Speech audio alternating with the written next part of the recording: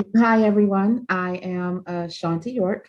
I worked alongside with Catherine Acamando and Rachel Miran. Our project title is The Global Lens of Myths Through Time. Just to give you a little overview, I'm going to talk about the broad overview of um, all of our collaborations together. And then I'm going to give you an example by going into more detail with one particular teacher.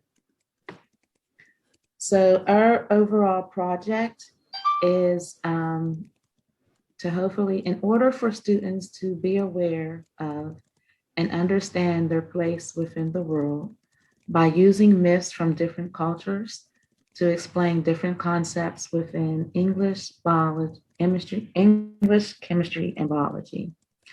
So we wanted to first show that culture and diversity is important by bringing in the different myths and just highlighting different cultures overall. And then we wanted to show the students that they can take this to a global level and start thinking about how these different cultures and different people overall come together and work as a whole. Um, so that was our goal. That is our goal. We developed a Google Docs where we all work together to compile this information. Um, and oh, I'm sorry, I didn't think it would do this. Um, I thought it would take me directly there. Um, we had a Google Docs. I'm sorry because some of this information I do want you to see.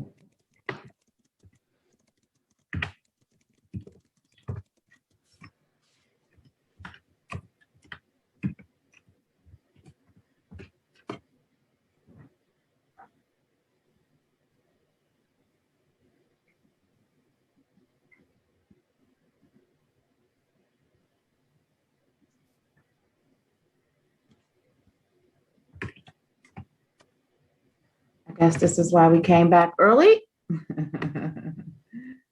What? I'm sorry. Santi, you might have to press that share screen again and click a Is different. that different window? Yeah, Okay. I'm not sure.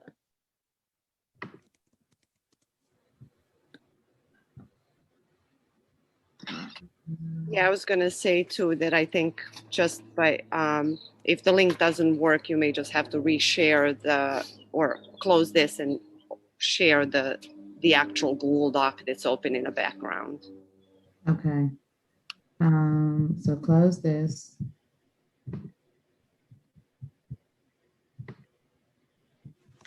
And then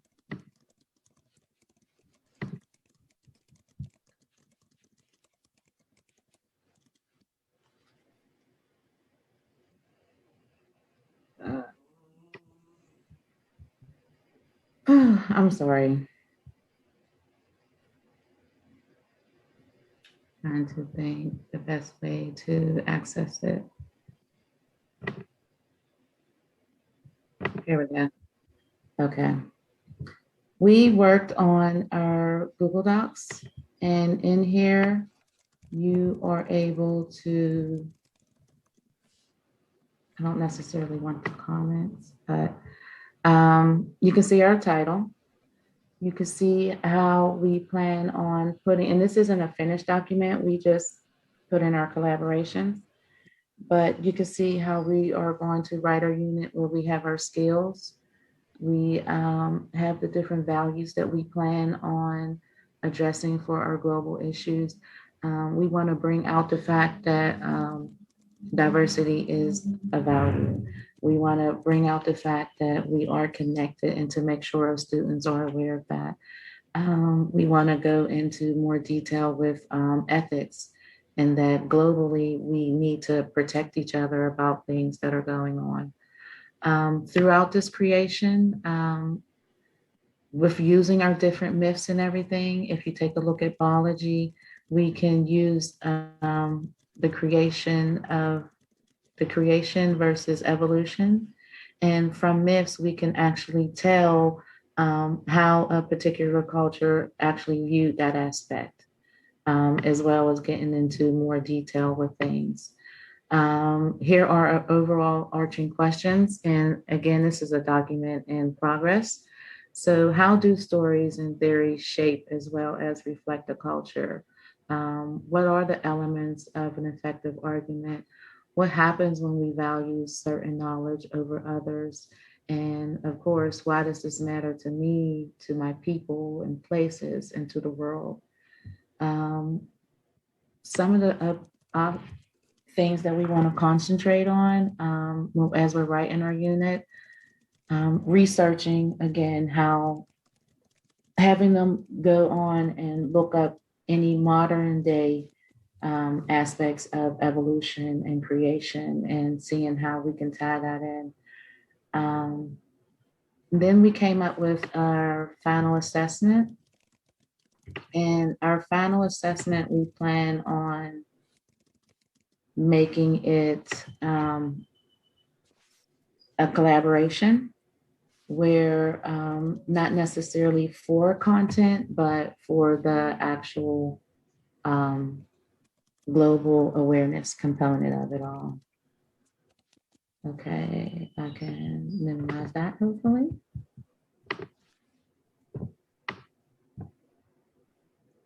And get back into my PowerPoint. So just to give you some general information, we do plan on teaching this all year at different times of the year. So for example, Kathy might take semester 2. I plan on taking semester 3. Rachel was going to take semester 4. It will be a continuous thing. We plan on maintaining the same language and overall formatting of the questions that we have. We also plan on using the same resource.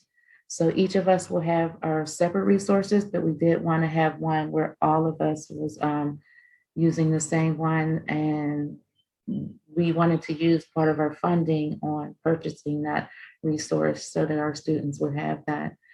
We also have multiple attempts within our units where we're addressing global awareness. And again, we plan on having that joint assessment. So overall, just looking at biology now, how we plan on tying that all together, again, this is just an example of us trying to brainstorm within a week. These were the overall arching questions that I picked that we have in common. And the values that I picked out were ethics and diversity. I wanted to use a story of creation. And basically, this is a story where man is created from corn. And I chose this story because usually in your creation stories, it's about God having all the power and a particular God saying, be this or be that. And here, man was made from corn.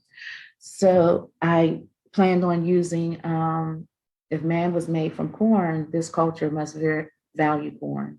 So if they're valuing corn, then farming must be important to them, and start introducing it that way. And then we have our questions that we plan on making them, that we want to keep in common. And we actually used some of the wording from the ladies from Ellis yesterday, where how does farming affect the person in the mirror? How does farming affect the people in the window? And the global connection, and we just came up with this today, is how does farming affect people you can't see? And have them look at it that way. Sorry, I didn't realize I'm not in there. So day 1, I will talk about Darwin and how evolution versus creation. And when you're talking about Darwin, of course, you're going into natural selection and all that good stuff. Day 2, I can talk about natural selection and artificial selection and how,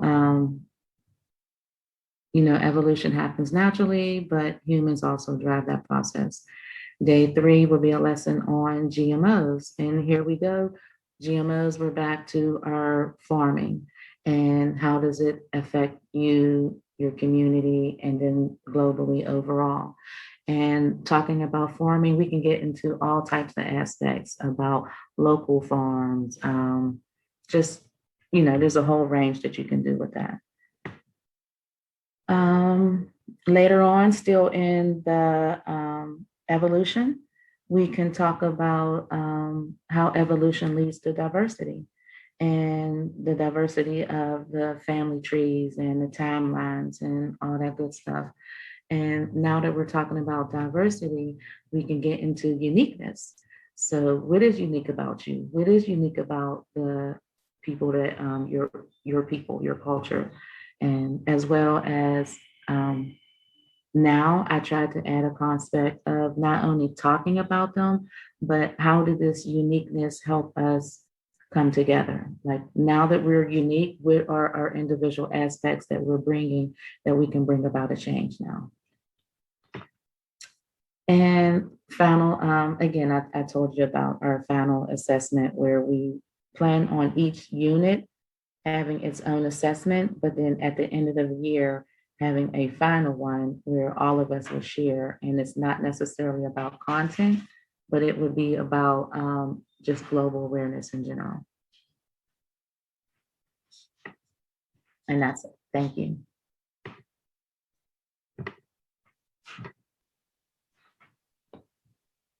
Thank you, Shanti. Next team, please just take on over and present. Okay. Thank you, Ashanti, for starting us. That was a strong start. This is June Morris, and I'm June Morris, and my colleague is Kristen Grosserodi, and we teach at West Albany High School in Oregon. We're a high school of about 1,200 to 1,300 students. Most of our students, 80% of our students, take Spanish as their world language. So last year, Kristen and I created a lesson plan that incorporated the story of the United Fruit Company with using high frequency Spanish. And so we wanted to create a history and geography lesson. I'm the history and geography teacher as of last year, I was, and Kristen was the Spanish teacher. And this year, things have changed. I'm taking on a role at the district office as the K through 12 social studies coordinator, program assistant. And Kristen will be teaching my world history classes as well as Spanish. So we used this opportunity to revamp this lesson to make it very strongly focused on ninth graders with a world history context. A world history lesson with a lot of Spanish and Spanish history, Central American history and geography incorporated in it, because this is a region that typically we don't spend very much time on in our world history classes. So we wanted to create a really engaging, thoughtful, detailed lesson plan for at the end of the ninth grade year for our world history students. And so Kristen's going to highlight just a couple key components of what we've created. Hello. I just want to make sure everyone can see my screen. Is that true? Can I get like a thumbs up? Okay, good. Making sure technology is working. I'm really excited about making this lesson and having the time to work on it, since when we taught it last time, AP Human Geography is a much different context than freshman world history. And it is really exciting to get to take an area of the world that doesn't get a lot of attention in school and give it some more attention. So this is going to have 3 parts to it, our lesson. So our cover slide, just because it has this intriguing picture on it, which people don't often associate bananas with weapons. So it just kind of already starts off with, why is this picture here? What does it mean? Where are we going with this? Let's see if there we go. So our essential question when we're on the first day, we're talking about transnational processes, and we really liked that. So our essential question became, how are consumers a critical part of transnational processes, and what are the unintended consequences of our actions? So this lesson becomes really big, overarching, and inclusive and applicable to lots of different situations, but we're going to focus on the region of Central America. It doesn't like it when I click that way. So we're going to give them some essential vocabulary just because we realize transnational is not a word that most of our students are going to be familiar with. So we'll work on building some vocabulary that we can share in the classroom, English vocabulary and Spanish vocabulary. Since these are freshmen, most of them are taking Spanish 1. So I'll try and keep the vocabulary familiar to what level 1 Spanish would be using. And then the framework that Dr. Goodhart presented, we really liked the connections, divisions, disruptions, inequalities, productive possibilities. So we decided to incorporate that and use that here as a way to assess different parts of the lessons, give students something to look more closely at these 5 components here.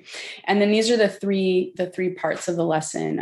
Reviewing imperialism. So we're going to teach this after World War II, which means they've already learned about imperialism more specifically in Africa and Asia, but now we're going to review that and then bring it over to Latin America. And then the second part is defining developing countries, specifically in the case of banana republics, and how imperialism created those developing economies in banana republics. We're going to focus on Guatemala as a case study.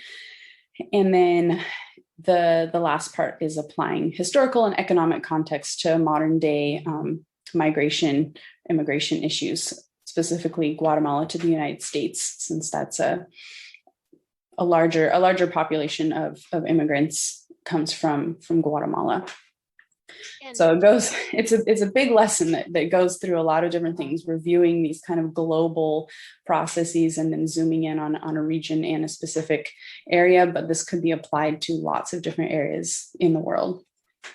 And like, just to emphasize what Kristen said too, we're really working on addressing what we know to be true, a key fact that our students don't know very much about Central America, but they think they know a lot because from what they hear from the news. So just the simple shift from saying, we once called these banana republics, but now the more appropriate term is developing economy. And Dr. Goodhart was really good at helping us understand how that could be misconstrued if we kept using the term banana republic. Yeah. So we have learning targets for part 1, part 2, and part 3 to keep things streamlined and defined for students for each part of the lesson. And we get a new schedule next year. So also this time has been really nice as we have to retool how we teach in order to fit our new schedule. So we think this would take about 5 days. It also includes spending one of our long days watching a film called Banana Land. It's a really student driven. There's lots of work that the students do that's inquiry based, where they're finding out what makes a developing nation that might once have been called a banana republic. How does that connect to some of the economic factors we see in these countries versus the United States? How does it connect to the headlines that we see now? So it's these learning targets help us stay on track when we're covering so much, but we get to do a lot and see a lot. The students get to do a lot and see a lot because it's all about the students. And then the assessment we're going to have them do is pretty broad, but I think really cool. It comes from the Filipino author Jose Antonio Vargas, who wrote a book called Dear America. And one of the lines in his book says, "We are in America because America was in us." And so we're going to have students just assess that statement after learning all this. That statement could apply to many countries, not necessarily Guatemala specifically or Central America specifically, but we hope that they'll use some of the examples from these specific places to assess that and maybe make connections to other places in the world. And I think that's all. The end.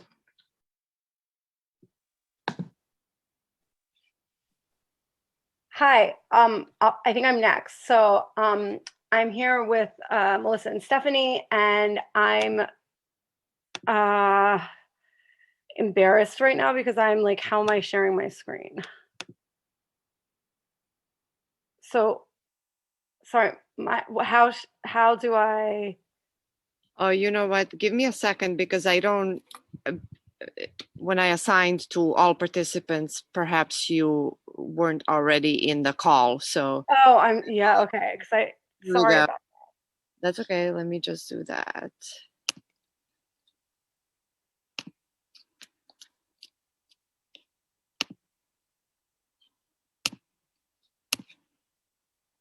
Go ahead. Oh, okay. Yes. Okay. So now looks like I can share my screen.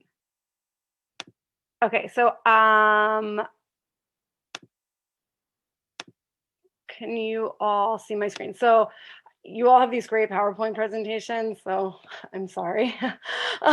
We did ours, and we're not even a Google school, so it's like double, everything that double embarrassment here. But what we did is we really looked at the curriculum, in this 9th grade, and we took a lot of this stuff from Dr. Goodhart because we loved his wording and the way he thought about the global processes. So the first unit that we created was this new idea of a Neolithic revolution as a transnational process. How does it happen all over without like necessarily creating boundaries and borders?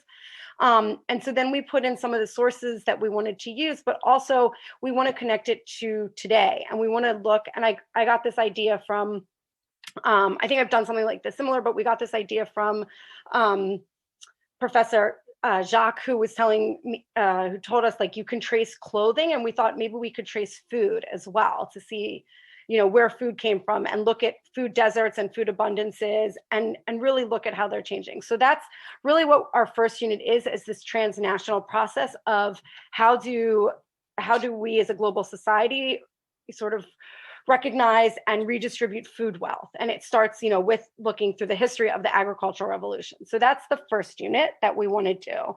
And we figured this would take us through October. The next unit we want to do is, now that we've established what transnational processes, we want to add in the idea of the divisiveness that happens when you have that. So for the second unit, what we looked at is how can we look at laws as dividing people, right? Those who create laws and those who are forced to follow them, those who have and therefore can sort of work around the laws, and those who can't. And so we wanted to look at that process, and we did it under the guise of the civilization, right? Because civility, that sort of ties into this idea of what is civil, what is civilization, and it looks at this idea of civility, and then we thought we could relate that to laws. So then we decided to look at legal code, both in the ancient world, but also in the UN, because that my brain is fried. That crosses borders, right? So you have the UN international laws, the Declaration of Human Rights, there are laws on international trade, there are laws on war. So we thought this would be a good place to learn, or to help students learn, like, how do we look at laws and how do we establish and create laws? And then even looking at nation versus region. So like looking at a country versus looking at a region, like the EU or NAFTA or even OPEC, right? So that they understand how these regional governments take place. And then and that would take us through December. And then for our third unit, we want to add the disruption piece. And then we have empires, which we added in religion and culture as a disruptor. So how are empires different than civilizations? And one of the ideas that Professor Jacques gave me was that you have this idea of the Hellenistic culture, which sort of gets sidelined when you talk about antiquity, but really that's a transnational process in and of itself, because you're incorporating so many other cultures into it. So we want to focus on that when we look at empires, and then the disruption, right? What does it mean to have borders? Are they disruptive? Are they divisive? And so again, using that language that Professor Goodhart came up with, we really liked. And then also, of course, bringing in religion, right? Like, how do we look at religion across space as well? When you have different groups that may, especially with conflict, that conflict with religion. So that brought us to April, and then we thought maybe we could try to get in a mini unit in May, but like that's a grandiose plan. But we wanted to look at trade and exchange, and we sort of are still working on that. But again, like using a recommended source that and I'm just blanking on his last name, so I keep calling him Professor Jacques, but the medieval source book. So we had been using the internet history source book, but this is a medieval source book, and it touches more on the global aspect of it because you have translations in all different languages, but it also allows you to see that true transnational process. So that's really where we are. We basically stole everything that Professor Goodhart gave us. And we're like, okay, we're going to start with a transnational process so the students understand that. We're going to add in divisiveness, and then we're going to add in the final piece of disruption. And then we hope we can tie it all together with our fourth and final unit. And so that is what we have. And I think I'm within my 5 minutes. Okay, thank you. Thanks, Jennifer.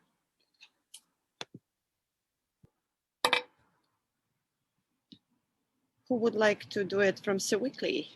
I think Michael Ann and I are going to do it. Are you able to hear?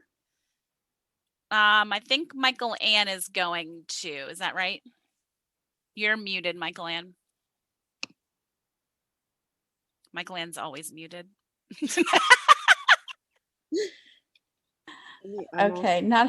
Okay. So yes, I can share my screen. I just couldn't find the Zoom for some reason at that moment. Okay, let me go over here and okay. Here we go. Gorgeous. Here we are. Can everybody see the Zoom or the Prezi? Yeah, it's working. Yes. Okay.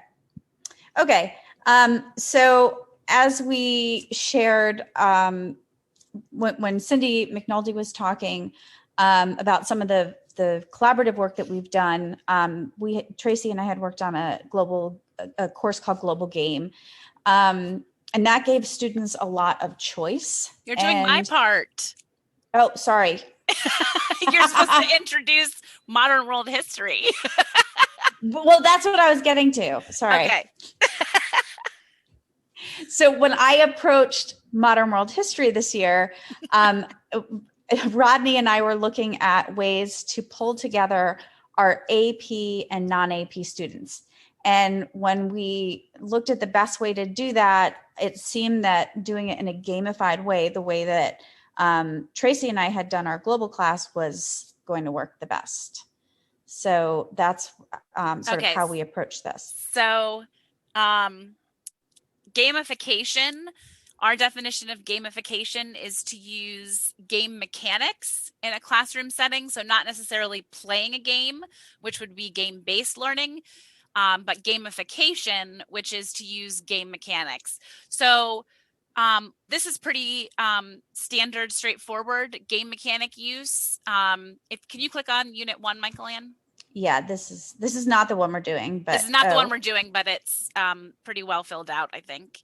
So basically, the mechanic that we're using is a leveling up mechanic. So students will be self-directed, independent learning. They have student choice. They work through material at their own pace, at their own progress. So you can see here that there's essential questions. There's different grading schematics for the X level students, which is the experiential learning students, and the AP students. And then the bulk of the unit is gonna take. Hold on just a second. This is becoming really challenging to zip through. Can zoom out of it, I think. Yeah. So the bulk of what's in the Prezi is the quests or the levels that the students need to complete. So at level 1, they might have 5 or 6 different options that they can choose from. So maybe they're learning about the Middle East, or they're learning about Europe in a section. So they get to choose, right? They're all studying the same topic, but they get to choose how to specialize in that topic at level 1. And level 1 is generally, there we go. So So China, Sorry. world, the Americas, Africa, right? So here's their choices, right? So they're all looking at the same thing, this era of third wave civilizations, but they get to choose where, in this case, where they're looking at that. So that's their choice. They can work through this at their own pace. And then when they get to level 2, instead of just taking in information, level 2 is going to ask them to do something with that information. So to play in the sandbox a bit more at level 2. So maybe they're going to do their own research. They're going to make connections with other students that looked at different areas. So our unit obviously is not unit 1. Our unit is unit 9, which is about globalization, but it's going to have the same framework as unit 1, where students level up through quests, and they have to complete level 1 and level 2 to get to their project. And maybe you want to talk about the project, Michael Ann? Sure. So we have the essential questions for Unit 9, which is really globalization. And so the first thing that we did, so we have this level 1, level 2, as Tracy was saying, and then the quest. And actually, in this case, we'll be taking the AP and the X level, the experiential level, will both be doing an experiential activity. And so what we did, we sort of made a worksheet out of the Prezi for Unit 9. So what we did here was we started with our enduring understandings in history. So the AP students have quite a lot more, but we would want the X level students to be doing having 1 or 2 examples, whereas the AP students have to have all of the examples. And then we looked at science and where does it overlap with science, and we found the tell me what this stands for, Tracy, again. National the next generation science standard. Thank you. Next generation science standards. So we found these, and actually some of them overlapped with history ones. So we took those out and left the science ones. And so ultimately we wound up with these 6 questions, which combine history and science for this unit. So the students when they go to chemistry and when they're in history class, the grade 10 students, all of the grade 10 students in history and chemistry will be working off of this Prezi game board. And so once we found the essential questions, we said, all right, what do we want to have them do with that? And we decided that we wanted to have them make a game. So the X level students will make a game that demonstrates connections and consequences presented by a new technology on human populations, how it impacts the environment, as well as 2 other impacts on society, such as cultural, political, economic, or social. We also want them to look at the connections, disruptions, divisions, inequalities, productive possibilities. So like the game or the mechanics should represent those things, and they should be able to explain those things. And then at the AP level, we want them to demonstrate an environmental debate. So that's going to actually include more things in it. So whereas the X level, they might choose to look at in new technology, such as oil drilling, and then they might, or fracking. And then the AP level may look at deforestation, which is a much larger topic.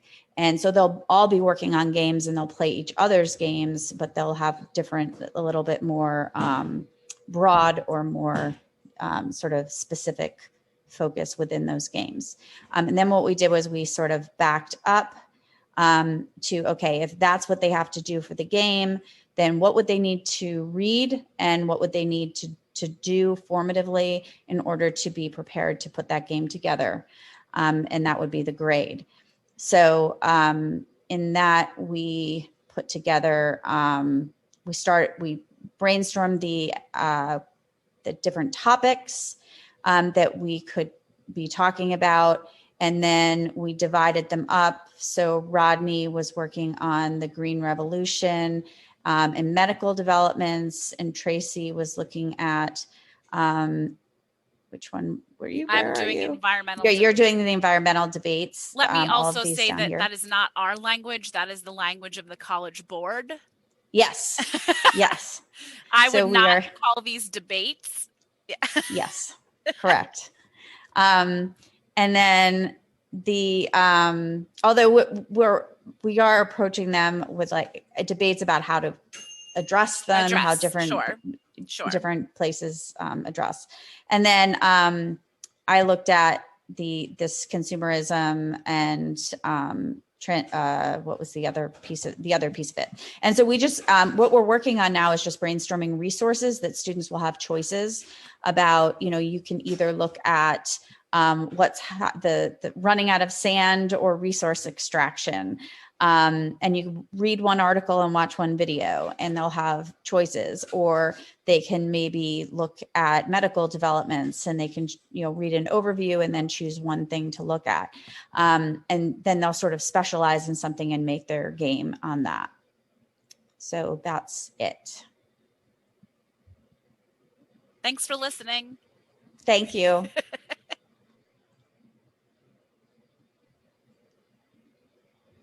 Okay, I think I'm the last to go, right, Maya?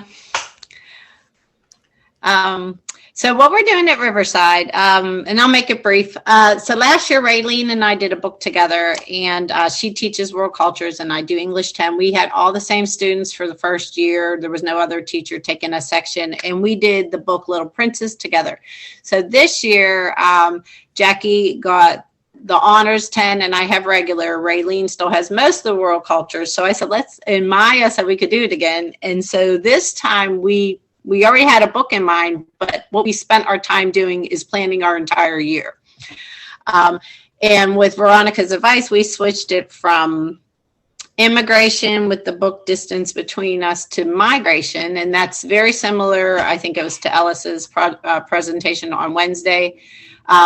And we're going to start with the kids developing their own migration story, something in their family, someone they know, and kind of link back to that all year. And we will use the Distance Between Us book, and it deals with a Mexican family's immigration. And then we will also every time we talked, we thought of more ideas to bring other people in. So we will think of a way we will talk to the Spanish teacher and either have her, maybe talk about traditions or cultures, or if she's a little, doesn't want to jump in, we would have our students see if they could present to her classes. She has a new beginner class in 8th grade and maybe take something from the book to present. And then from that, we thought of looking at our whole curriculum in the 10th grade literature. We are bounded by, we have the Keystone our year, but we're kind of free in what material to use.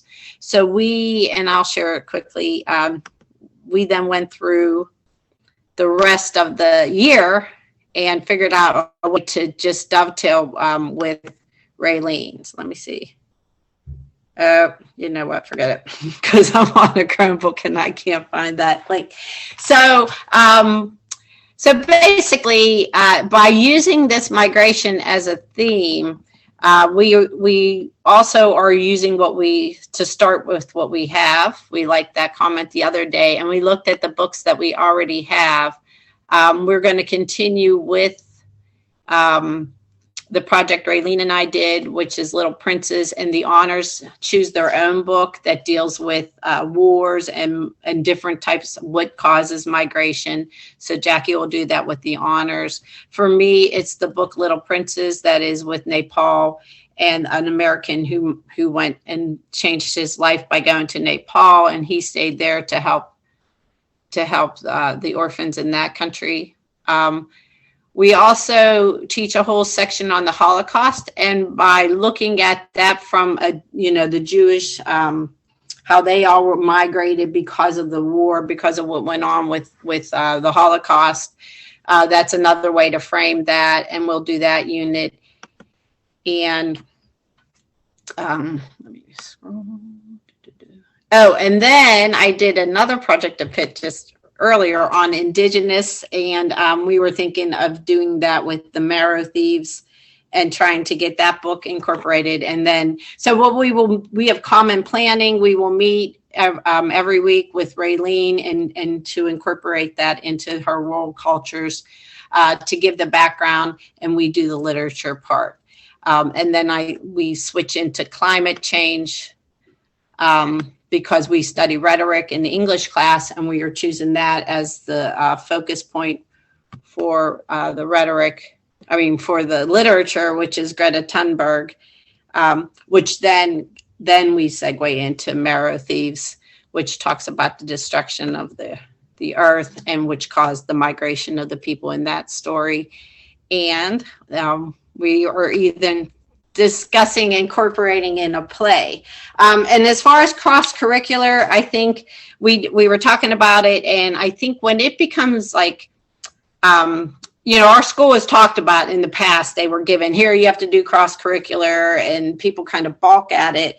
And the three of us talking, and I know the art teacher is on board. She wants to do Mexican art when we do the unit. I think when it's organic like that, you get more people to get involved. And we were discussing who in the science department would probably want to jump in with the climate change, because with the 10th grade and things like that. So we're really excited and looking forward to, and in this short bit of time, we planned out our whole year. So it was a really great opportunity. Thank you.